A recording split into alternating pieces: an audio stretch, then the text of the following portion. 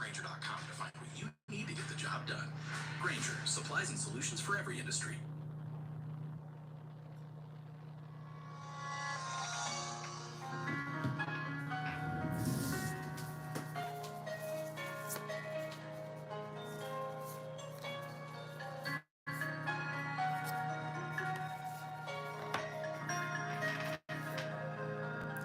Good morning, crew.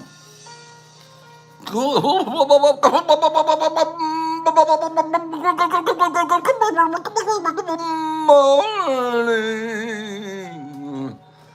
Whiskey. Everybody loves whiskey.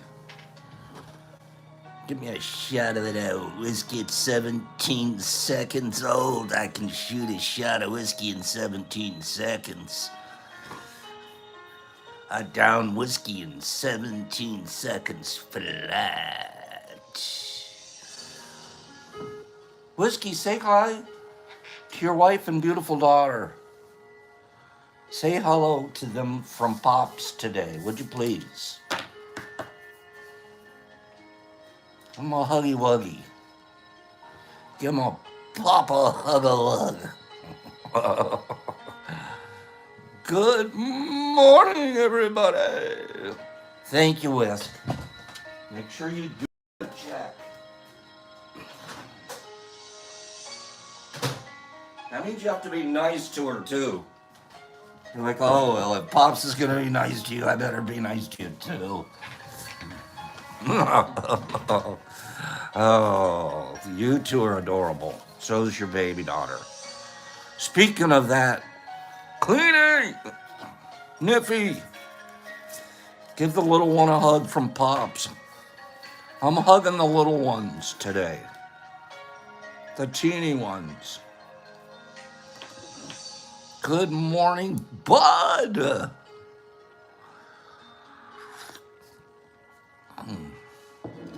I can see Nerdy's smile from here, you guys. I can see Nerdy's smile all the way from here.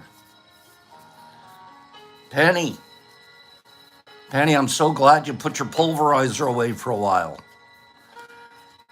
Penny, you give old Ted a kiss on the cheek, on the grizzled, unshaven cheek. You know, I know that Ted hasn't shaved this morning. Give him a little pecky peck, okay?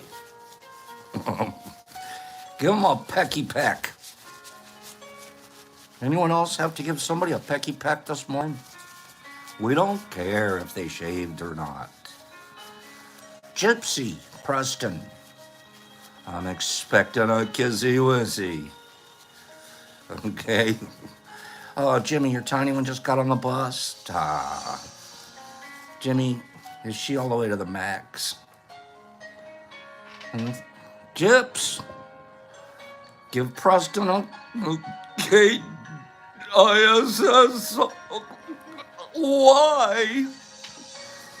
Good. Aaron, is there an Aaron in the house? What's Aaron doing here? Deborah. Deborah. Oh, what is, wait. Badgie, oh, you're so, Badge, what am I going to do? I'm sending you to Australia one of these days, very soon. Something tells me you and a particular Australian around here would get along very, very well. Good morning. Good morning, everybody. This is a wonderful morning. It's absolutely wonderful. It's going to be everything we make it. Yesterday we left we left at about 10:15 or so, right? And we all promised to practice. Remember that? We were going to work out. We're going to pump up the kindness. How many sets did you get in yesterday? How many sets did you get in yesterday? Huh? Shy! There's nothing shy about that handsome guy. How many sets did you get in yesterday? Pops was putting it up all day, Mikey. Boom, Boom. What else can I do? Boom. Find a kindness place to be kind. You guys weren't doing that? Pull-ups to get closer to God. No, I do pull-ups. Well, I don't do them anymore. They're too hard. If I did do them, it would be to be getting bigger muscles. Would be the only reason. Otherwise, I have no reason to be doing a pull-up. None. Okay. I wouldn't have actually any other individual reason. So I'm over the needing to get bigger muscles. I want bigger kindnesses. You know what I want? I want more self-love. Give me 5 people that said I'd like a little for themselves. I would like a little more self-love, please. Give me 5 people. It's what we've been talking about for a week now. We're going to talk a little more later about it too. I'd like a little more self-love, please. The hand that's waving. Gypsy, you need a little more? I agree. Derek Anderson. Whiskey, self-love. Neil Simplex says, I ask for more from the Creator. I would like more. Herbie could use more self-love. We're not talking about ego. We got over ego last week. Sure, we're over it. But we're unaware of it. Self-love. It's talking about how we are going to be so proud of how where we are next year compared to where we are this year. Think back 1 year. I look at some of you here, my friends. I'm not going to do my reading right now. I look back at some of my friends here. I can't believe where we've come in a year. Some of you 2, some of you 3, some of you 4 years. Like whiskey. It was almost 4 years ago I took him down. 17 seconds flat. Boom! Laura, you're in a better place, even if it's incrementally. Because you've been practicing. You practice. Somebody that gets in the car and drives all the way and has sleeping arrangements and does the whole, and is the kindest and nicest person there and big, beautiful eyes. And yeah, you're practicing. Gypsy, didn't you see Laura practice? I did. Well, so she must practice when she's not even around us, I bet. My bet is that she practices when she's not even around us.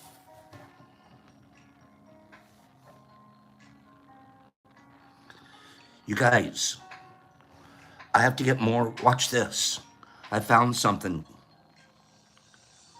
Oh, I found this.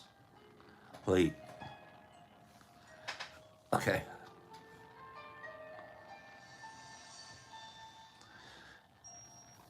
Watch this. Are you guys ready? Billy D, I'm glad to hear that. You're a very, very important member here, to be honest with you. I look forward to my Billy D's. And don't forget that man's waking up in Oregon. And at 6 o'clock in the morning over there. Is there a Carlotta sunshine in the place up? Good morning, sunny, shiny Carlotta E. Let me show you guys something. Laura and Gypsy, I'm loving to see you guys love each other. Sincerely. Good morning. I'm so proud of you guys. Let me show you guys something. SSW, that's correct. He's also a early morning riser. There's my girl, Carlotta. Okay, watch.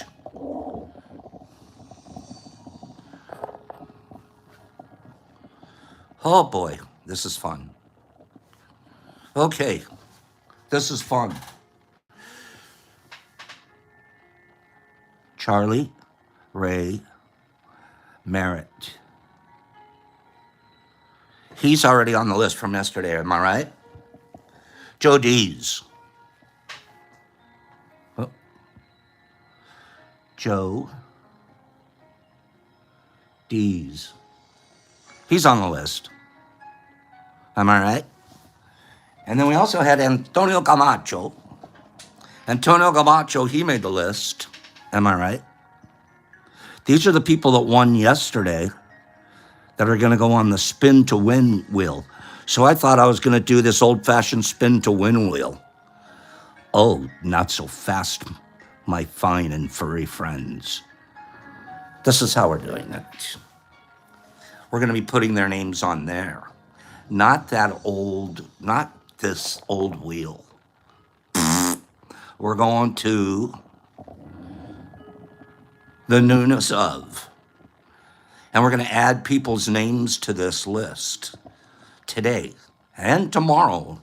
And then at the end of said show, we'll be pushing a button and coming up with random name. I'm not seeing very many likes on this. Why is Pops more excited about this than anybody? Because I'm finally in the 21st century? Is that it, Hags? You guys are all looking at me like side eye, like, dude, you could have been doing this 4 years ago. Penny, they're giving me the side eye. Welcome to the. Right, Penny? I was even doing a number wheel too, right? I could put their names in here as eggs. You're welcome, Pops. You guys have been all so kind to me by never saying anything. Y'all playing along with my analog games. Okay, watch this. Let's just pretend those are the only three. Boss, you're killing me right now. I can't believe how old-fashioned I am.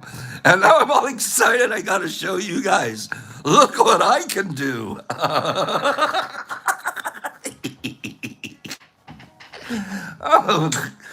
whole wheel is kind of fun, though, because it is sort of like, what do they call that show?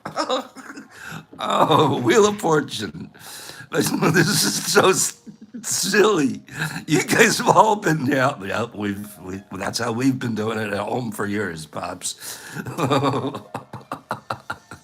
Watch. Who would win? Oh, Joe Dees would have won that one.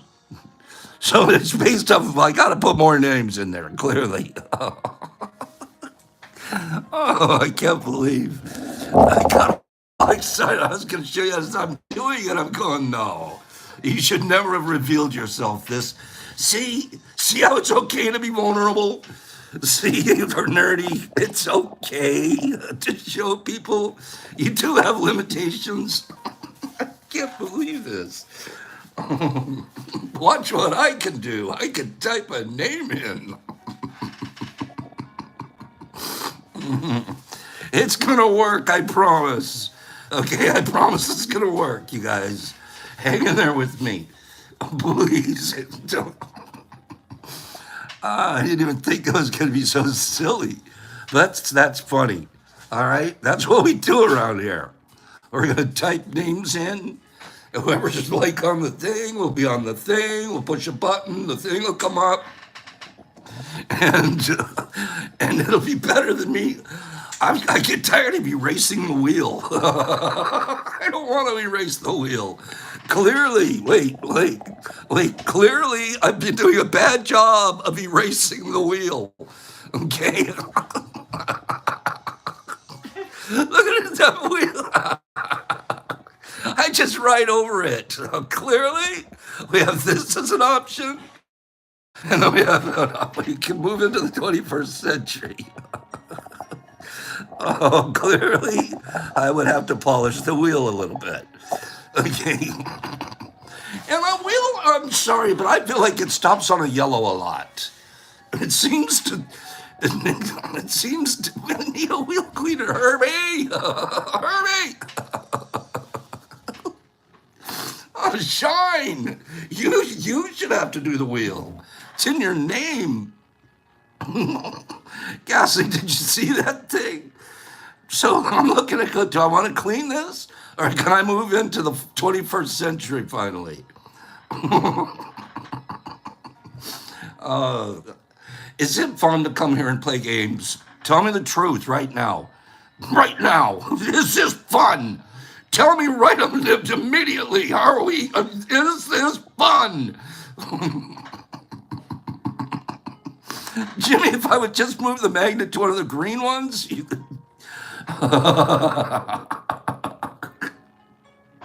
Jimmy's like the board's got to break, Pops. Herbie, I should have asked you to clean it while you were here. The wheel goes into the Mush Museum. That's right, nerdy. Back in the day, when Pops used to play this with us. Okay. Gosh, so you gotta have fun here in the morning or we don't want to play. Here, we're gonna do a different wheel. Let's do this wheel. I put 25 numbers on this wheel. Okay? 25. Sarah, thank you.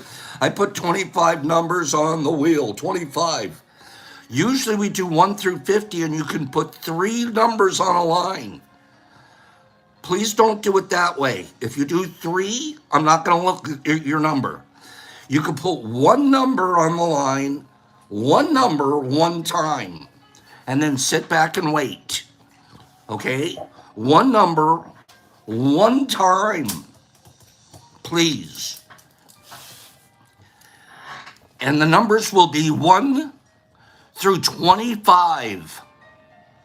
1 through 25. Go. I just put the number up there.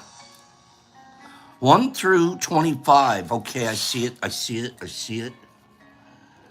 Okay. 1 number, 1 time, Mikey B.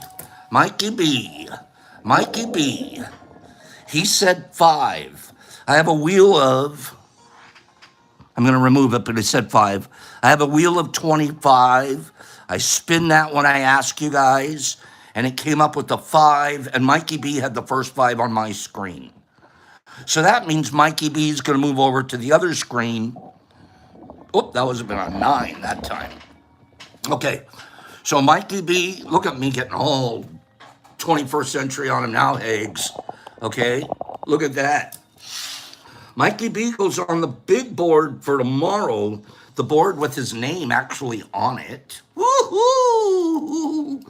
Mikey B, and that'll be for a spin to win tomorrow.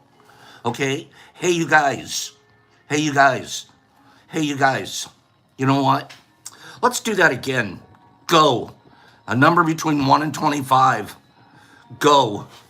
1 time. 1 number on your line. 1 number, 1 time. Go. I need more people on the wheel. Kimberly Bolden, kill the game. Kimberly is a 17. Kimberly 17, and sure enough, Pops had spun a 17 when you guys weren't even looking. You guys didn't even see. Boop, popped a 17 on you, and Kimberly knew it. Kimberly 17. Kim, you're going on the board for tomorrow with your official name attached. Kimberly B. She's often called the Golden One. Kimberly the Golden Bolden.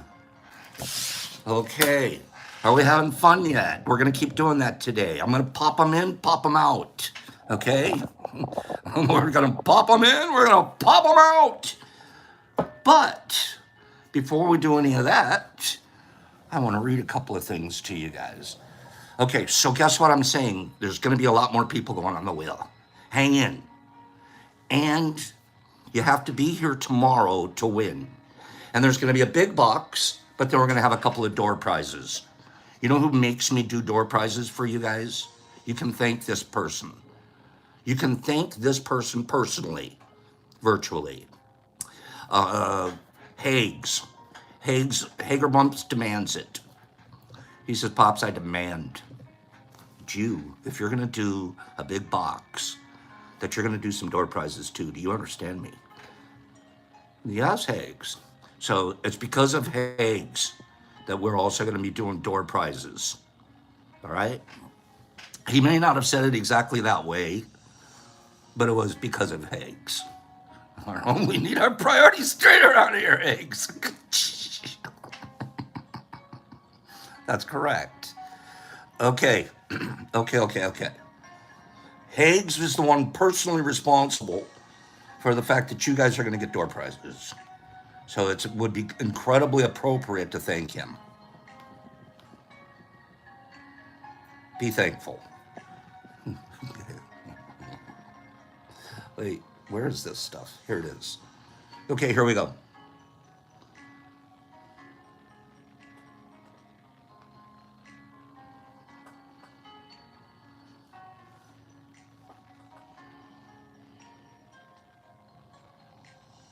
We're talking about our spin the wheel stuff here, right?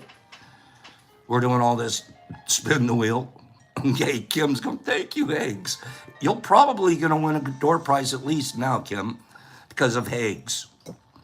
If you win at least a door prize tomorrow, it's another you should be thanking Hags. Okay? So we've been doing the spin the wheel stuff. There's a myth that says when an event with equally probable outcomes comes out the same way several times in succession, the other outcome is more likely the next time. It gives us an example. There's a misconception known as gambler's fallacy. Gambler's fallacy. And it often happens to people betting in a casino. For example, on a roulette wheel, if red comes up 7 times in a row, 7 times in a row, or heads on a coin, 7 times in a row, the majority of people believe black will come up next. They start betting black automatically. However, that's wrong statistically. Statistically, independence still holds, meaning that the red will still have the same probability of coming out as the black does. Human brain doesn't want them to recognize that, but it's statistically, it's still a 50-50. Each one is its own independent experience. It had nothing to do with the previous experience, and it certainly isn't impacting the future experience. So Derek Anderson says just put it all on 00. That's pretty interesting, though. It's our brain doesn't do that very easily, does it? So statistically, your chances of winning here remain the same. I don't know what they are, though. No one's ever figured that out. Okay? How about this one?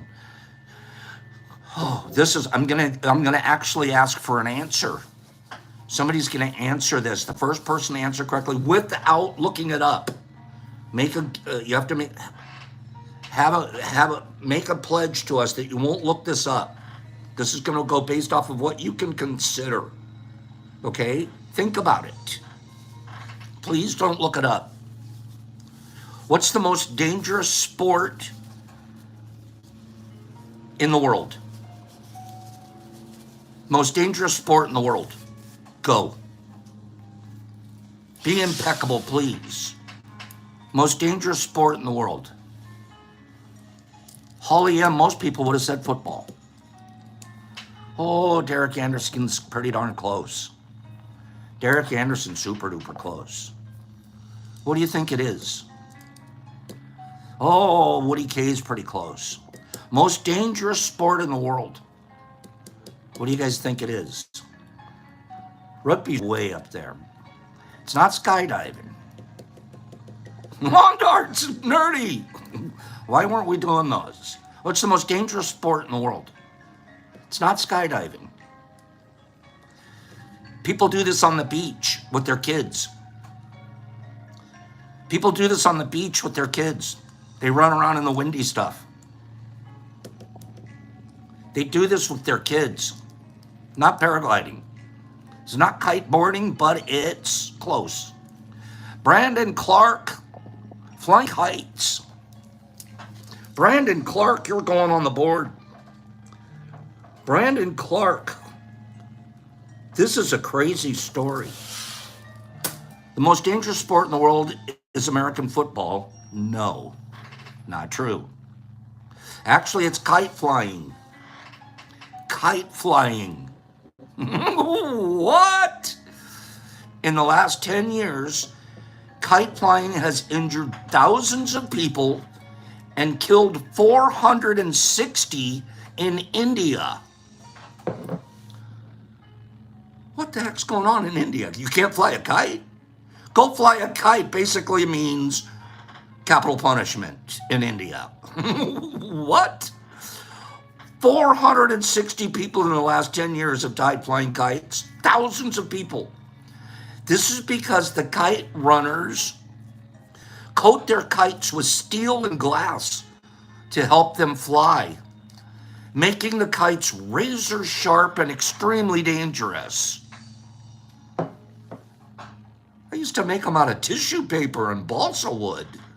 And then you'd go get a scarf or something, you'd tear it into pieces and make the tail.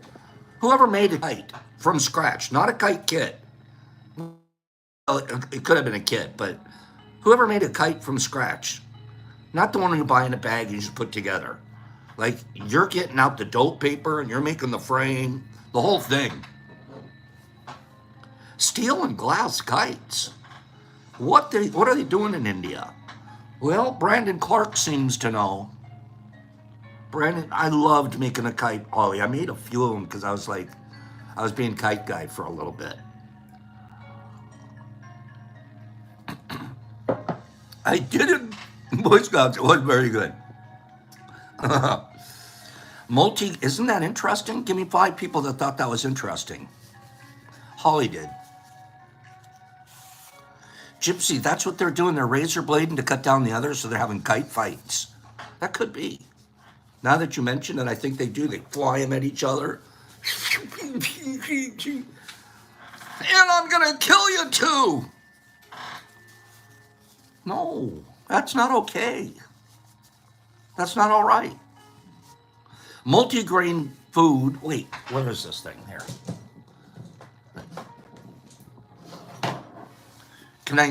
Give me 5 people that want 2 or 3 more rando factos, and then we'll move on.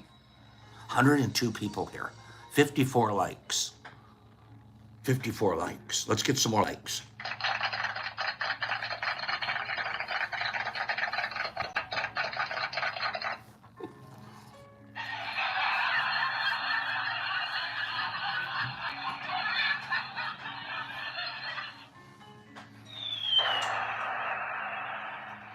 Okay. All right, that's enough clowning around. Okay, how about this one? Multi-grain food is rich in whole grains. Multi-grain MVP. Multi-grain food is rich in whole grains.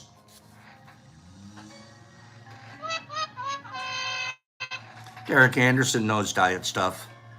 Multi-grain means that the food contains more than one type of grain. When we see the word multi-grain, it means there's more than one grain in that bread or food. While whole grain means that the food contains all parts of the grain kernel, like the bran, the germ, and the endosperm. So whole grain means every bit of that grain is in it. Multi-grain means there's a bunch of multi amount of grains. I think that's interesting information. I don't always put that together. I sort of always go multi-grain, covers everything. So there's a definition line there. That's pretty interesting, right? That was pretty cool. Okay, how about this? Oranges have the most vitamin C. Just when I was going to go suck on an orange slice, I found out I could have been having a red bell pepper instead.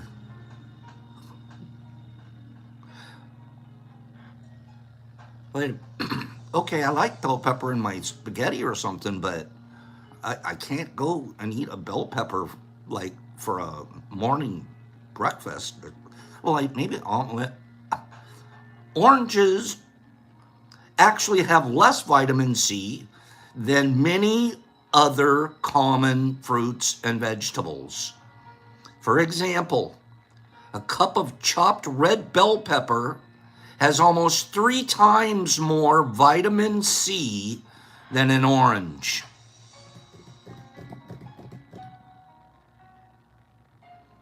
I'm always giving oranges like a lot of credit. I like to have orange all the way up there on top of the vitamin C pedestal.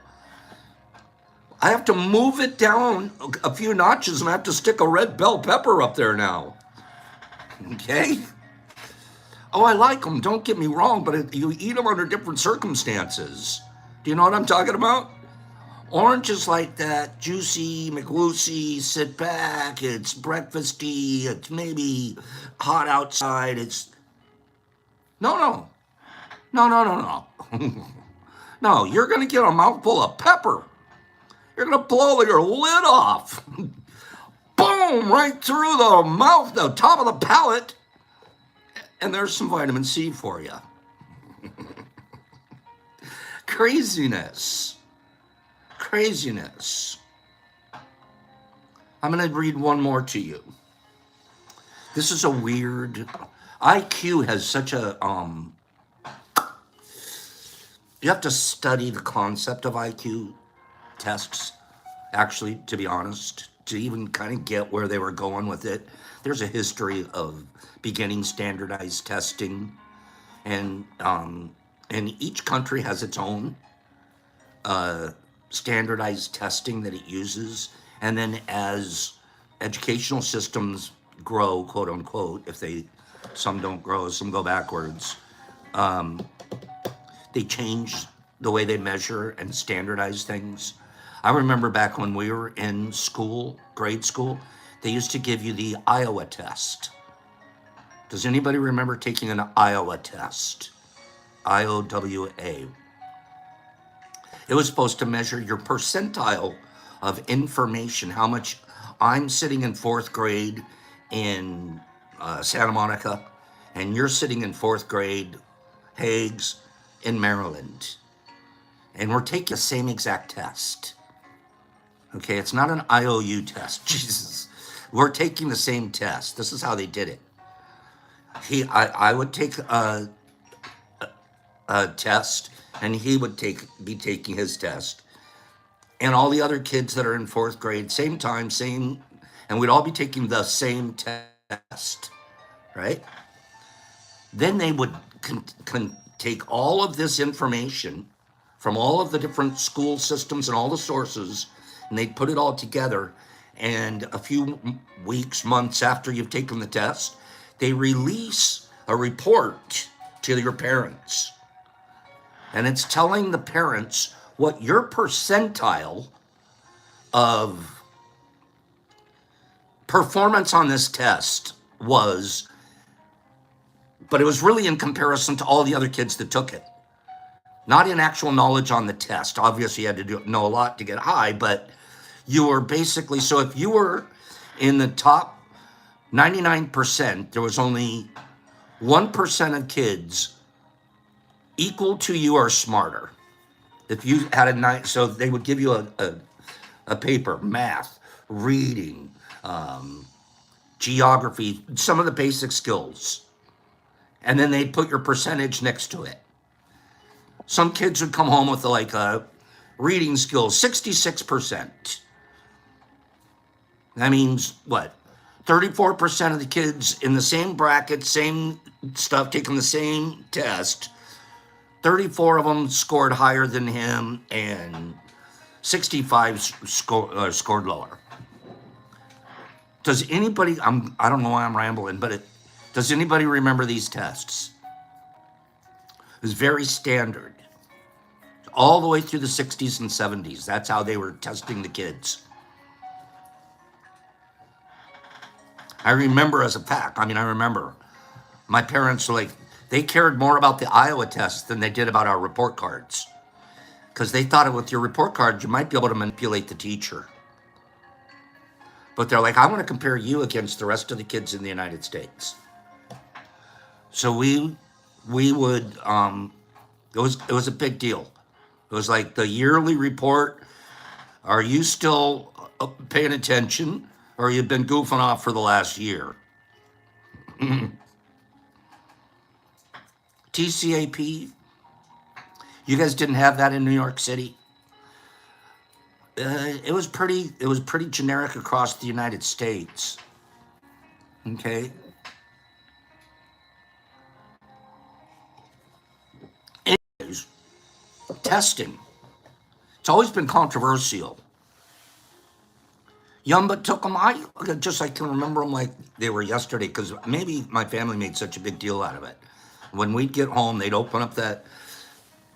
I think they mailed it to you. I'm not sure. But oh geez, what's my Iowa test scores? Am I going to survive the summer? Okay. Or am I working for the rest of the summer?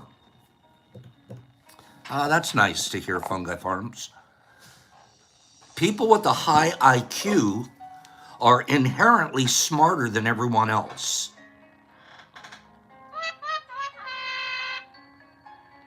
People with a high IQ are smarter than you. People with a high IQ are geniuses and you're not.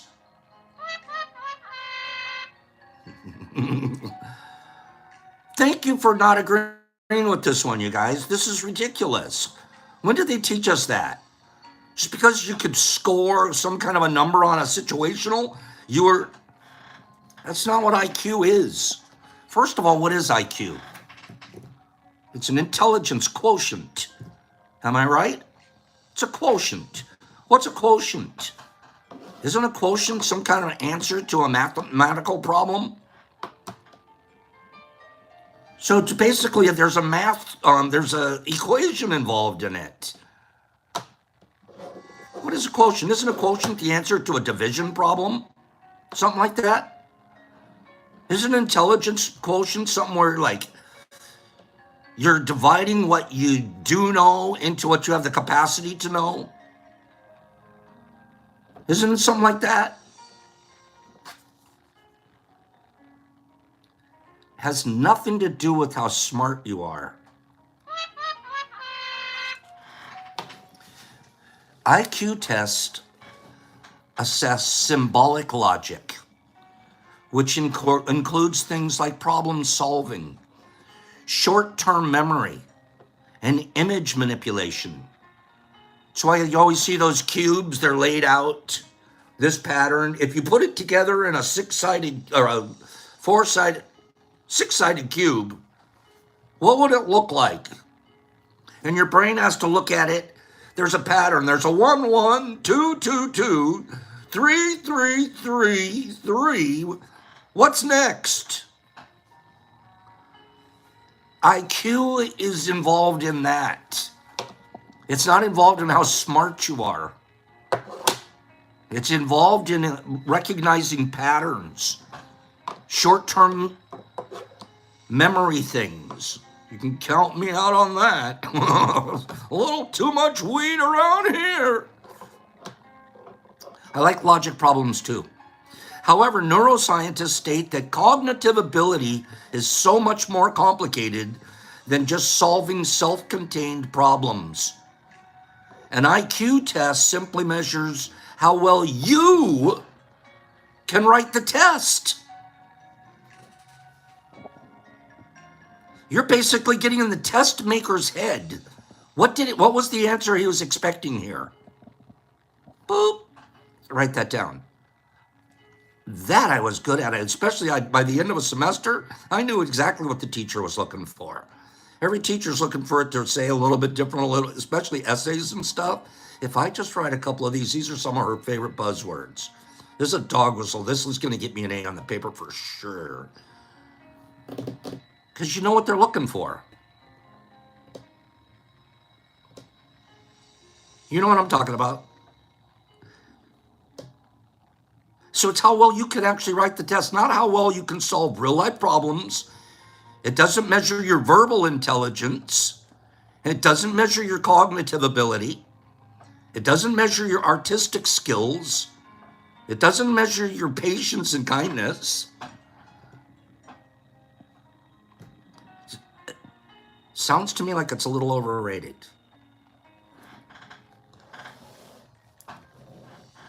It's a little overrated as far as I'm concerned. Okay? Kimberly, that's exactly right. Our teachers love that. It's like, oh God, they got exactly what I wanted them to say. Because you're trying to teach them discovery learning. You don't want to feed it to them. You want them to discover it for themselves. Listen, I'm going to read to you from the back of a card. I have flashcards. My beer's out of control today, you guys. I think I need a trim. I'm going to read to you out from the back of a card. These cards are flashcards from, they're called medicinal plants. So they have, every one of these that we're going to talk about have a particular medicinal quality. Okay, we're going to do this instead of fermenting fungi today because I need to get a couple more names on the board. All right? I'm going to read to you a description. And as I'm reading the description, I'm also going to be reading my screen. I hope I can keep up. And the first person to tell me what I'm reading, what kind of plant I'm reading about, will get a spot on the board for tomorrow's big spins. Okay? Are you ready? I'm going to start reading now. And when you think you know what I'm reading about, what kind of plant, then you're going to write it on the screen. A plant whose history is intertwined with that of humans. The numerous varieties are widespread in warm and temperate regions. It's a climbing plant with toothed leaves whose fruits grow in characteristic bunches. The small white, I'm going to have to give it to, we're almost there. I'm going to give it to Bubblegum Kello. Bubblegum Kello. You were very close when you said vine satyr, but then you followed it up with ivy, and it's not ivy. It's actually grapevine. Grapevine. Here's your grapes. Here's what it looks like when it's flowering. Bubblegum Kello. Haven't seen Bubblegum in a minute. I'm so glad to see you. I was just talking about you yesterday in such a positive way. Brock and I are like, I miss Kelly. The small white or pale green flowers are grouped in clusters. The red vine is most commonly used in medicine. These cultivars have black fruit with crimson pulp and attractive red foliage in autumn. Leaves and pips relieve the heavy legs and the varicose veins. Sap has a tonic, healing, and anti-hemorrhagic properties, perfect for treating congestive, conjunctival, and ocular problems. Grapes are refreshing, diuretic, and laxative. They are advocated for constipation, arthritis, rheumatism, gout, obesity, high blood pressure, arthrosclerosis, and liver and urinary conditions. Grapes. Good one. Good one. Bubblegum Kello. You're on the board for tomorrow. You have to be here to win, my friend. Bubblegum Kello. We're putting you up on the board. Was that fun? Should I do another one? Was that fun, you guys? Should I do another one? If it was boring, I don't want to do another one. Dr. Spider's going back to bed. He's that bored. I was trying to figure out a way to get some information out, but by the same time, get some people on the board. You want to do that again, Nerdy? Huh. Okay, I hope that reconnected me. Hang in there with my reading this and reading the screen at the same time. Okay? SSW, mine just went off, but it came back on. Okay, another. This small creeping plant grows to about 8 inches. It's commonly found on dry and stony soil, especially limestone. Its thin, woody stems creep and then send up erect shoots bearing small opposite leaves that are round and green. It pale or deep pink flowers. There, oh, gypsy life, gypsy life, gypsy life is all over it. Gypsy, gypsy, gypsy. Creeping thyme. Gypsy's absolutely right. This is what it looks like when it's coming up. That's when it's down in the limestone, sandy soil, and it's pushing up. Gypsy. You know Gypsy was going to get it. She's practically an earth woman. Gypsy, should we disqualify Gypsy? No, I'm kidding. Gypsy. Of course you knew. Jeez. Next thing you know, Deborah Pearl's going to know, or 5280 all day. You know, I love earth women, lady smarties. I do. Let's do one more. Gypsy, congratulations. Gypsy probably went out and foraged some of these yesterday. Fed them to her goat, rode her horse across the pasture, took out a tree, chopped it into 8-foot sections. Preston's out back debarking them right now. After they're debarked, she's going to come back. She's going to cut notches in them. By those weekend, they're going to have a cabin up. Meanwhile, she's still looking for the creeping thyme. You guys don't, I hope you don't think I'm joking. This is a normal day for them. Okay, it's very normal. Okay, Kim, am I right? Sounds like a normal day in the life of Gypsy. No, some of us couldn't do that. What she and Preston do in a day, we probably couldn't do in about 3.5 months. Okay. Oh, you know, they're building a cabin. Gypsy's in there cutting the notches. You know, Lincoln log stack. You know what I'm talking about. One more. Let's do one more. Smarty pantses only. Only if you think you're super smart and you know about medicinal plants.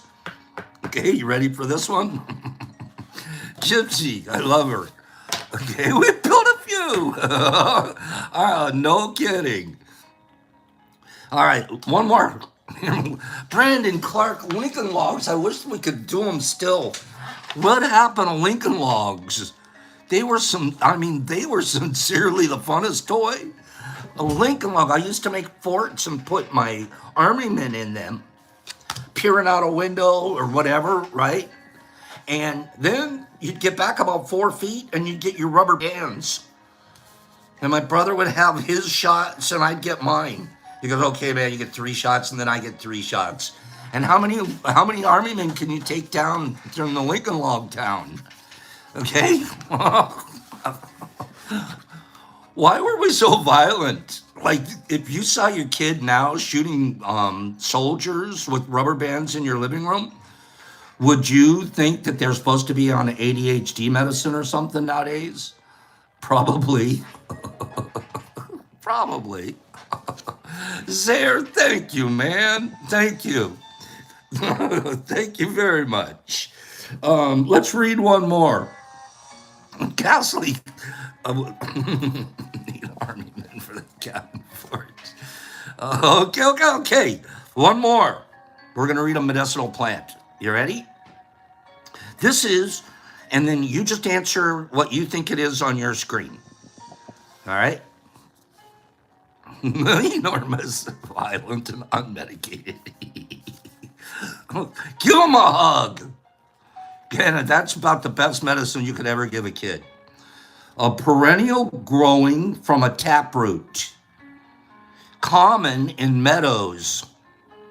Smooth leaves grow in rosettes and are divided into sharp downward pointing or slightly serrated lobes.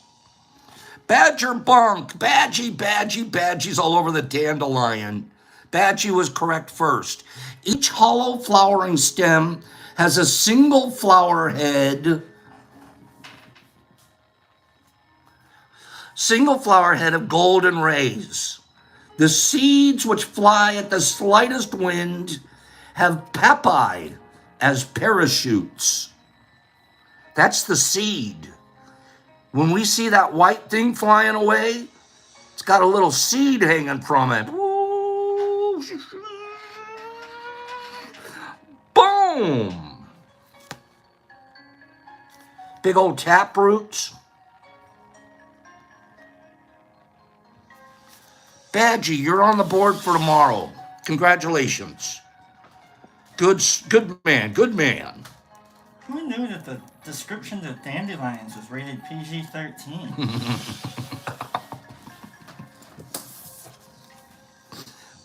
Badgie. Okay, it stimulates bile in the gallbladder. It's used to treat liver failure and jaundice. It works well on cellulite and it helps lower cholesterol.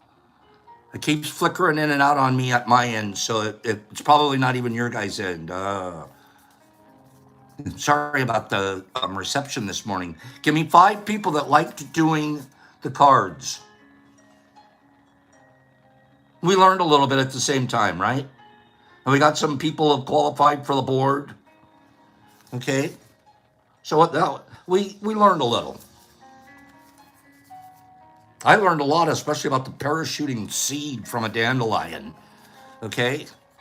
Mikey didn't like it at all, but he got on the board anyways. All right? That's all right. Let's do our final reading. Me too, Kim. Me too, Waz. Let's do our reading for today.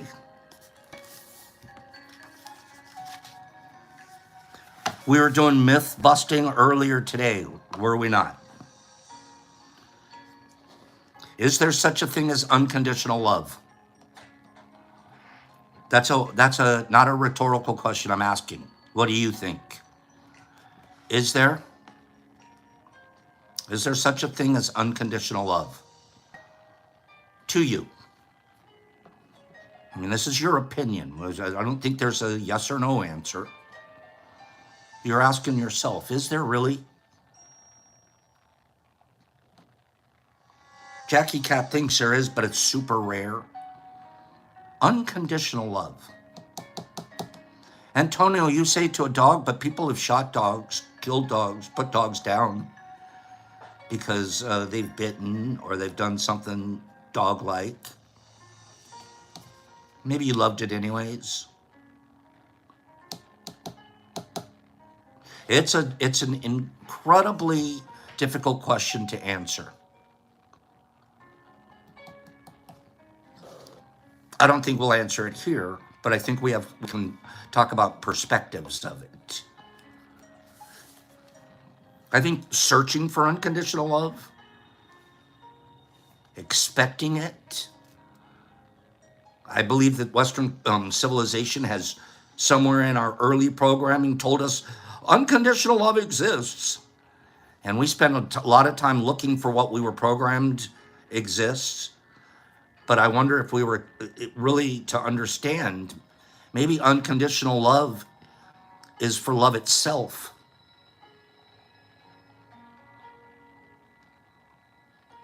For love itself.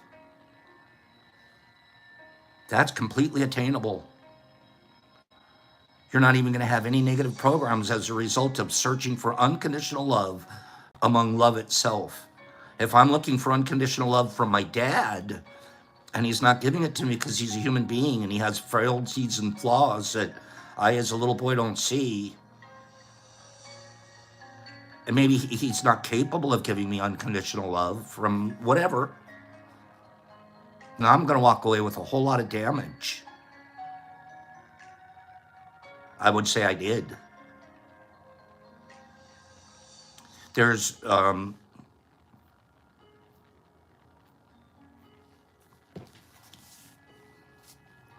The chase for unconditional love is a strong force that makes many of us do many foolish things. We got the idea that love was supposed to be unconditional, but then real life slaps us with realities. Instead of gaining a sense of realism and pragmatism, what we'll do is we double down on our search for that unconditional love, that elusive love that we think exists without condition. Some told us the romantic idea that we can be loved without conditions. But then the first time our flawed family, friends, and others showed us that there were conditions to their love, we began looking elsewhere.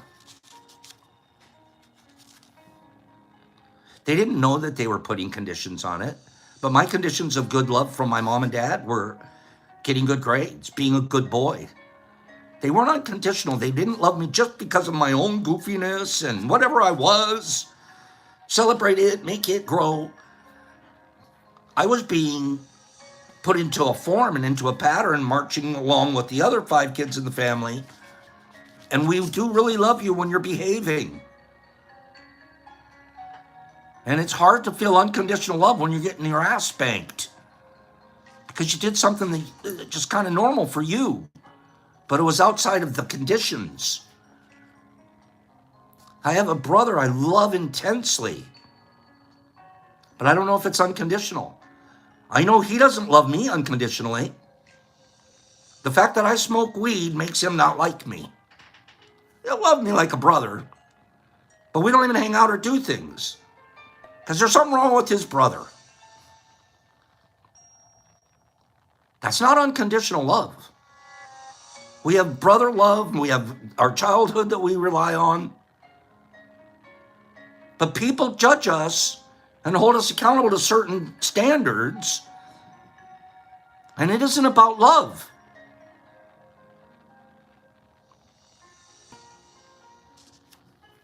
He has no idea what even good we're doing in the world anymore. As long as you smoke that reefer madness, okay. I don't seek unconditional love from my brother. I'll get, the stuff that's capable of giving me. I sought it from my parents. It was a mistake. I should get the part they're capable of giving me. My mom sure gave me more than my dad. A deeper, stronger, harder level. But I think it was still conditional. It was conditioned on me still being a good son. It's hard to love somebody that's beating you unconditionally, psychologically, emotionally.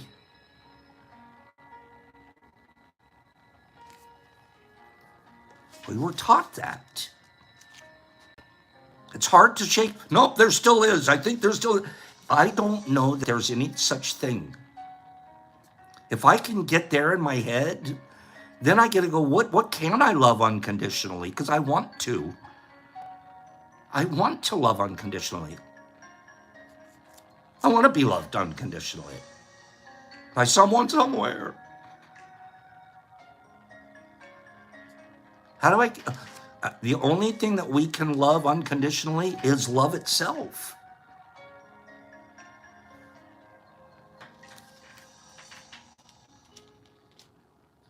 Maybe we need to be more beautiful and then people would love us unconditionally.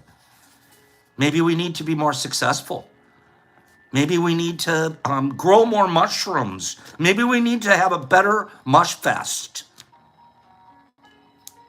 Then they'd really love me unconditionally. Then there wouldn't be anybody complain. I wouldn't. There's no such thing.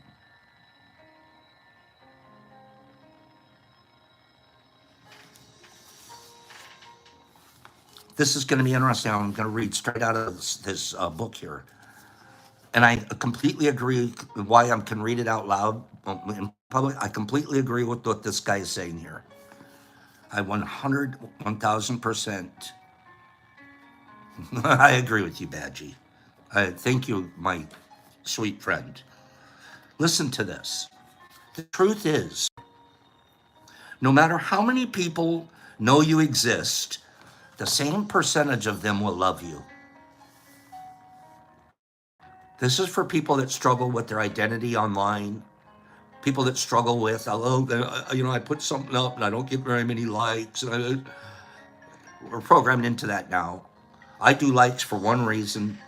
I want more people to listen to us. I want more people to join this group. I want more people to exercise in the morning and practice the rest of the day. No matter how many people know you exist, the same percentage of them will love you. The comment section of my work is usually that 95% of people will love you. 3% of people are going to hate you. And 2% are trying to get something out of you. They're trying to scam you.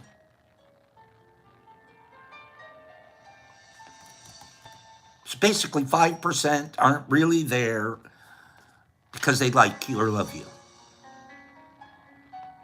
Okay? So automatically we're not unconditional. Okay. It doesn't matter if I have 100 people in my life or 1,000,000 people. What we failed to remember is that 3% hate me. So from the 1,000,000, that means 30,000 people.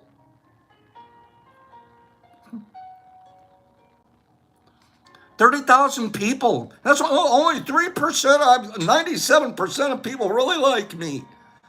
3% don't. That's 30,000, pal.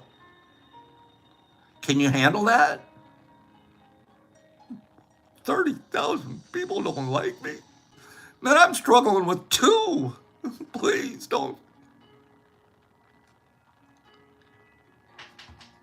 Sometimes people let that 30,000 drown out the 970,000 that do love them.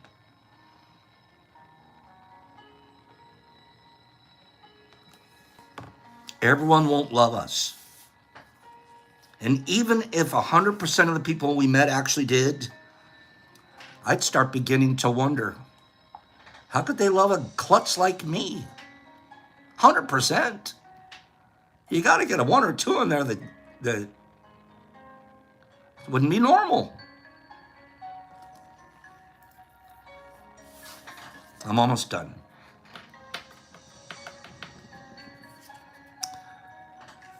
Don't struggle with the idea of that. Well, Pops is saying you can't have, I think you can. We can have differences on that.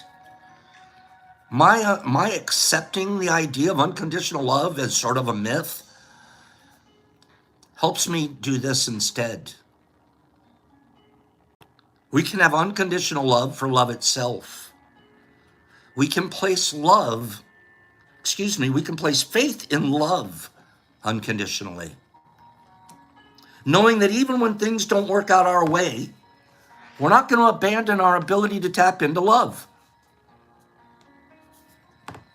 When things don't work out our way, since we know love is unconditional in and of itself, I can continue to tap into it.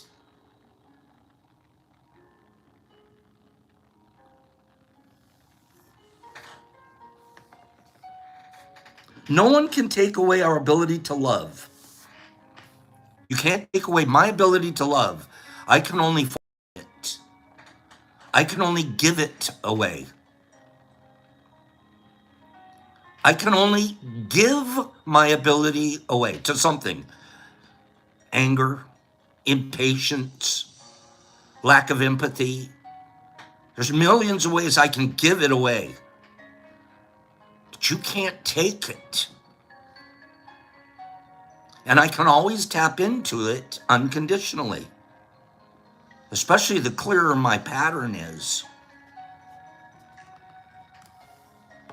When we realize we're capable of unconditional love, we spend more time tapping inward instead of seeking it from others. Dad, brother, famous friend. When I realize, man, I can tap into my own, I don't look outside for unconditional love. If I even think it exists out there. I do know that I'm an unconditional source of it if I don't turn it off. If I don't turn it off. And there's all kinds of little tweaks that we do to turn some of it off and turn some of it on. And I'm mad at this guy. I'm going to stay mad at him. But over here, I'm going to tell her how wonderful she is. And over here, I'm going to keep a grudge on this one. Okay, that little grudgy McWudger over here. And over here, I'm going to nail, I love everybody. Huggy Wuggy McWoogie. And then this guy right here, I'm never going to forget. Can reach in there and turn every one of those off. Every one of those that are drawing us and aren't unconditionally tapped, and bring them from here instead. And don't think, if you don't look at your own personal awareness, that you're not holding on to somewhere that's not unconditional.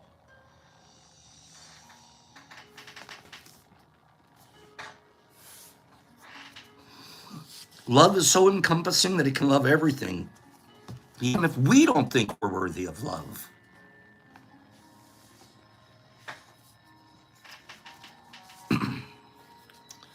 One more sentence or two. I love this sentence right here. I have it highlighted. I love this sentence. See, we read this stuff, we study it, we understand it, we cross-reference it, we check it with other stuff. We say, before we're going to say it out loud, what does it mean to us? We cogitate on it. We meditate on it. And then we say, this is a highlight. This is something that sounded really good. It's okay for a 1-year-old to play with their food and scream and cry in public, but it's not so okay for a teenager. Social approval and disapproval are valuable tools that keep us in line and help us grow. So accepting social approval, understanding what level we're at, is a valuable tool. But you're not seeking unconditional love. Instead of hoping others would love us unconditionally, let's instead focus on better tools that help us connect and communicate with each other, so we can figure out each other's expectations. We can figure out each other's intentions. What did you really mean?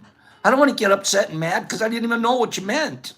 Let me have a clear and honest communication with you. Hey, before I get freaky, can I clarify something with you? That's love language. Instead of, oh, I knew it all along, he meant me. He might not have meant you at all. But now he does. Because you're humans and now you're going to. Simple. Clear, concise, open, beautiful communication between one another. Well, I thought you were going to send 7. In the notes section, you wrote 5. So I sent 5. If you'd like another 2, no problem. Clear and concise. I want to be loved for who I am. But that still requires me to know who I am. And to do a good job of explaining it to others. That was key. I have to know who I am, do a good job of explaining it to others, and then I'm going to get the results. If I know who I am, but I don't tell anybody, and then I'm sitting around going, but you don't even understand that I was expecting this. There wasn't a whole lot of self-love in that. I certainly wasn't tapping into unconditional love. I want to be loved for who I am, so I tell you who I am here. Do I not? Do I not? I practice what I preach. The hypocrite in me went away a long time ago because it was killing me, strangling my life, my soul. I sit here and tell you about my brother and my dad. I tell you, And when I see you, I give it to you. The best I have is practice. Not perfect, but practice. Tapping into unconditional love. It's love I never knew I even had, because I walked around telling everybody I was better than them. Clearly, I'm smarter. Clearly, I look great. Clearly, I'm super successful. I must be on top of the ladder and you're not. Gag me with a spoon. Thank you, mycology, for changing my life. And then for me practicing beyond just mycology, I practice mycology hard. You guys know that. But I'm practicing the stuff I'm learning just as hard. One of the reasons, I don't have a lot of time left, Gyps. And I'm competitive. I want to win my own race. Does anybody get that? I want to win my own race. I stopped looking at your scorecard of me. I did. Your scorecard was so important. I'd stop and I'd look and sideways, and it slows you down. Every time you twist to see what somebody's holding, I got a 10. That was a great one. You just held me down. I held myself down by turning and looking.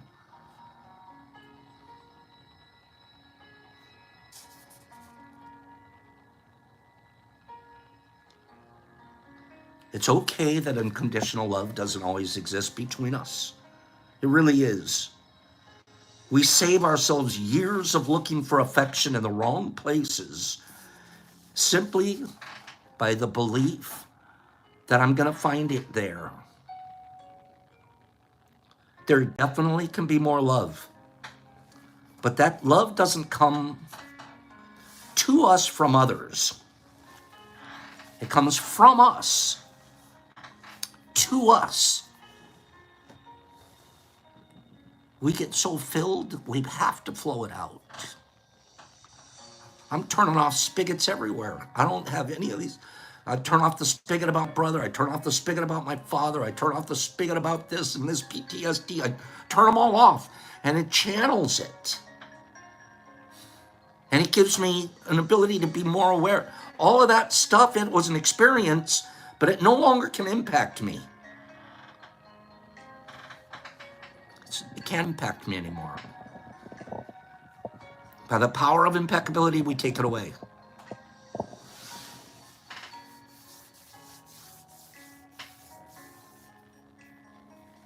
What was Shawanda saying? Let me go back. Oh, I'm sorry about that, JC. What's going on? I'm just looking back here. Nerves.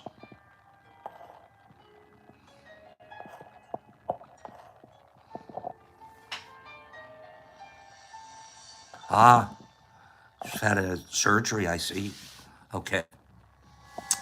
I feel for pet owners too. I'm just randomly seeing some of this stuff. I apologize. I like that you guys are talking to each other, supporting each other, building yourselves up, as I can just do some background talking. And I apologize for those of you who I'm not actually seeing all of the texts and seeing if there was any way I could help. I'm blind to anything negative of my high vibrations. That's a beautiful thought. I mean, not just thought, that's practice. That's practice, practice, practice. So, Pops, peace, love. I'll see you guys here tomorrow. We've got 1, 2, 3, 4, 5, 6, 7, 8. We have 9 people on the spin to win wheel for tomorrow already. We'll get 3 or 4 more on tomorrow. And then we're going to do some, the big giveaway and some door prizes. Give me 5 people that want us to continue to talk about learning how to be love and how to love and be loved. Love and be loved. We're going to continue to talk about that tomorrow. Okay? We're going to be doing that. Shallow water, you have to sort of win a contest, like a number thing here, and then I can put you on. So that's the book that we've been reading out of. It is motivating me. I still read my 4 agreements almost every single day. Stay strong in the 4 agreements. Be impeccable. Don't take things personally. Don't have expectations. And then finally, do your best on a daily basis. Today, on the show today, we did our best. Sometimes people write, oh, great show, and other times they don't. And today, we did our best. And when you walk away from your workout going, yeah, it was a good workout. I did my best today. I didn't shirk. I didn't take a minute off. I wasn't goofing around. I tried. You're going to have a wonderful day. So do your best. Have a good day, guys. Shallow and Melissa B. Love and Satter and Billy D. and Bubblegum Kello B. Love because you are. Because you are. That's good. Shiny. Antonio Camacho. Herbie and Brandon Clark. Yes, 9 a.m. Eastern always. Well, Monday through Friday. That's okay, Shallow. The Was. Paul Velez. Shawanda. Hi, Shawanda. JC. Tara Core. Hi, Tara. Penny Pack and Tree Stump and Saturn 5280 all day. You know, you're pretty great yourself. R&R's learning. Shiny, too. Antonio Camacho and Billy Flynn and Shallow. That's a good one. The guy in the back. He can move to the front anytime he wants. Come on in the front. We all started out back there. Saul Mahager. Have a beautiful day, my friend. Herbie and Jolie and Mitty Matt and AMT and Christopher Larson and Shallow and Lexington, Felix the Cat and E. Normas and Laura. Laura, have a divine day. For you, that's easy. CCS, Vegas and Ghastly Gruesome and Enormous and Shawanda and Nersey. Hope you're feeling better, dear. Badgie. Big one till tomorrow. Mizzou, that's my little guy. Enormous, Neo Simplex. Enormous and Shallow and Cat Meowzilla. Ners. Caw. Haven't gotten one of those out in a while. Thank you. Nerdy. Enormous and Tiffany. Hello, Tiff. Pilar. Marky Z. Enormous R&R Tree Stump. Shawanda's smiling on for the rest of the day. She's going to practice. Jonathan K. all day. SSW in Oregon. Beyond the Sea. Enormous Gypsy Life.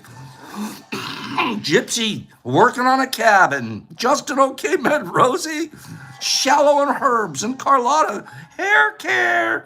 Kimberly Ayers. Enormous Wazzy. Loving my Waz. Holly. JC in Australia. Holly and Camacho. He's an early riser guy too. Holly and Paul Velez and Mr. Phillips and Jackie Meow Kitty and Shawanda and John Bivens. Hello, Johnny. R&R and Jimmy Max and Shallow and Holly and Enormous and Shawanda and Enormous and Christopher Larson and Melissa G and Shine. Shawanda and Holly and Pilar and Enormous and Nersey and Enormous. Shawana JC, Moody K, Holly M, Shawana Enormous. Shawana Enormous and Shawana Enormous, Shawana Enormous. Pops, peace, enormously, ouch.